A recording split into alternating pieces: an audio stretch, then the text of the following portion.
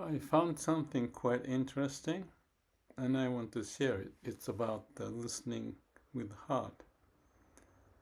There's a book titled A Listening Heart, The Art of Contemplative Living by David Steindl-Rast, and someone commented to me on YouTube related to my book Results from the Heart, but with the idea of listening to the heart.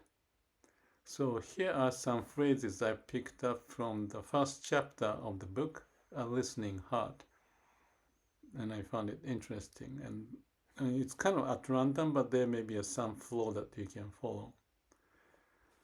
It says, the key word of the spiritual discipline I follow, I meaning the author of this book, is listening.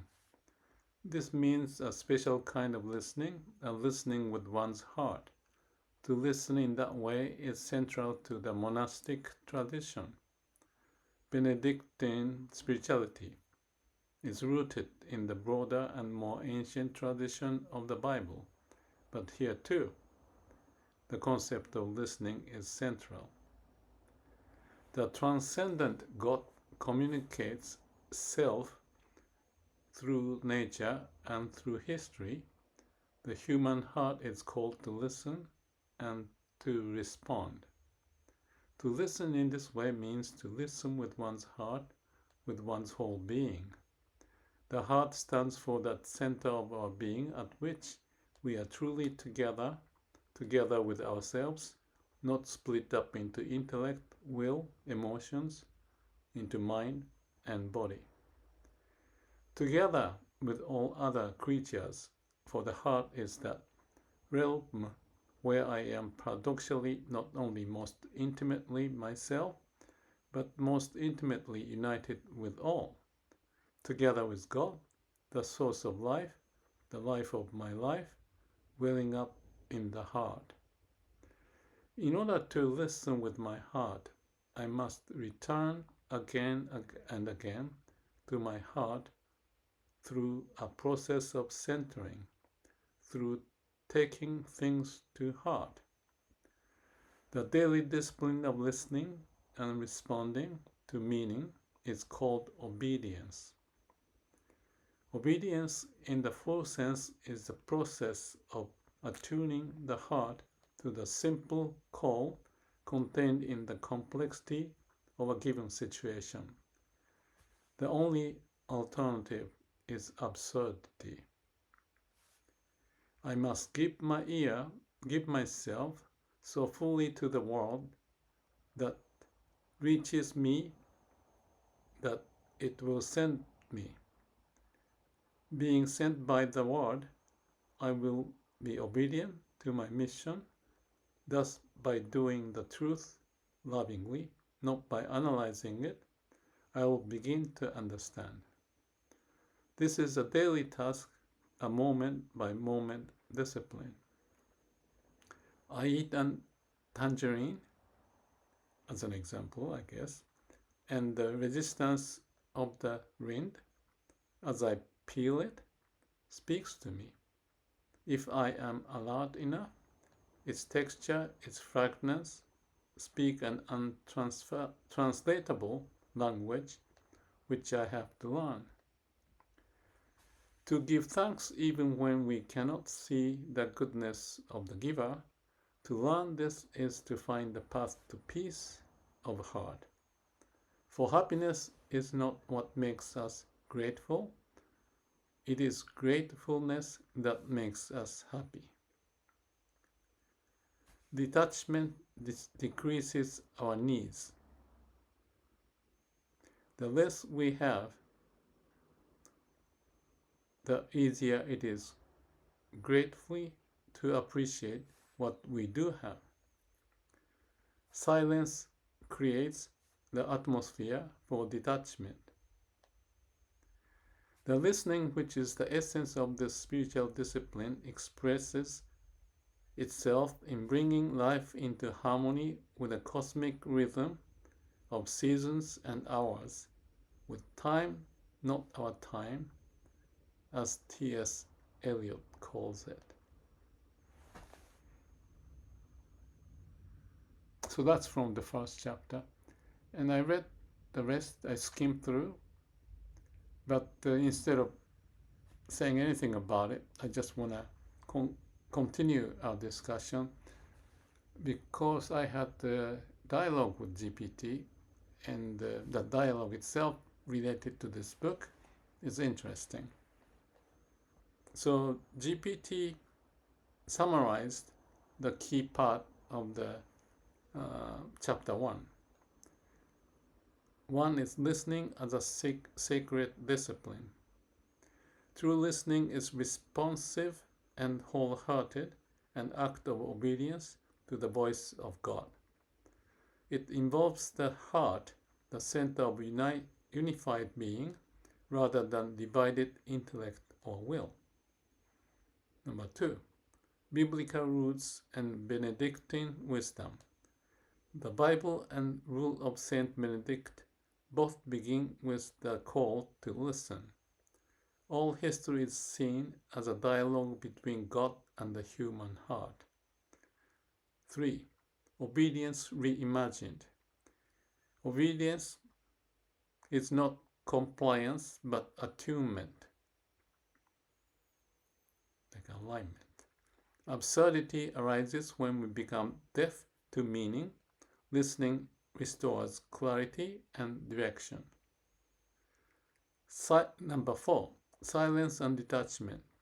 Silence creates space for reflection and discernment. Detachment from excess needs cultivates gratitude and inner peace. Number 5, prayer and the present moment. The Jesus prayer, synchronized with breath and heartbeat, aligns us with the eternal now. Every moment, joy or sorrow, is a word from God calling for faith and thanksgiving. Number 6, gratitude as a path to peace. We are not grateful because we are happy. We are happy because we are grateful.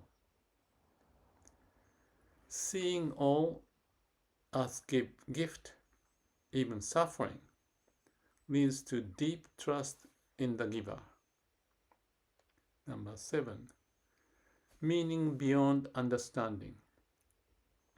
Even when we can't rationally grasp life's events, we can listen and respond with trust. Doing the truth lovingly is a way of living the word, not just thinking about it. And I asked about the Jesus prayer just for my understanding. You know it. The Jesus prayer is a short, repetitive prayer central to Eastern Orthodox Christian contemplative practice. The most common form is, Lord Jesus Christ, Son of God, have mercy on me, a sinner. And GPT compared between Jesus prayer and the Buddhist heart-centered practice.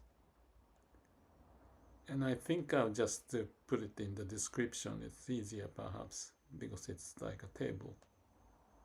Divided into core practice, focus,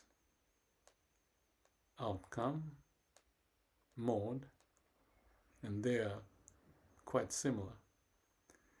And then GPT goes on to describe the Buddhist heart-centered practice. In this case, he used the Vipassana. Core practice. Vipassana, observing breath and body sensations with equanimity. Metta, cultivating loving kindness beginning with self, then expanding outward. Focus, awareness, impermanence, compassion, and non-identification with thoughts or emotions. The outcome, liberation from suffering, wisdom and spontaneous compassion rooted in non-self. Mode, non-verbal, body-centered, for example, Anapana or Banga, or Vipassana perhaps it means, with Samadhi leading to Panya, or wisdom. And the GPT compared to my framework, because GPT and I have lots of dialogue, so he just started to do this. Listening to the heart is like a CAPD, check, act, plan, do cycle, or perhaps Sila Samadhi Panya. Core practice, listening at one's heart, not as emotional indulgence, but as tuning into deep inner truth, unconscious resonance, or Amida nature. The focus, dialogue between the self, or mini-me, and the deeper source, the heart as the organ of meaning and moral direction. Outcome, insightful living, transformation of organizations, individuals, harmony of logic or the brain, and wisdom from the heart. The mode, cyclical process of CAPD, check, act, plan, do, or Sila Samadhi Panya, applied to personally and systematically. So what's the points of convergence? Heart at the center. All three approaches regard the heart not just metaphorically, but as a deep center of being and knowing. Repetition and rhythm, Jesus prayer, Vipassana, and CAPD or Sila Samadhi Panya process. All emphasize pattern and discipline as pathways to presence. Letting go. Surrender is central, whether to Christ, the law of nature or Dharma, or to the unfolding truth within one's heart. Gratitude and silence. Steindl-Rast idea of gratefulness that makes us happy echoes your sense of natural joy emerging from the heart, similar to Buddhist equanimity or Christian surrender. And here's my take for the whole. It's stunningly similar to Shin Buddhism, where prayer may be Nam Amida Butsu. I let Amida take over me. It may not be a good translation that I did, but Amida's vow, even sinners or especially sinners may be saved by their devotion. So I asked if GPT is familiar with that, and there's some more discussion on this. But instead of getting into the detail of those, I think I'll just close this video by saying what I find. Shin Buddhism, Namo Amida Butsu, Jesus prayer, Benedictine, and my idea of results from the heart.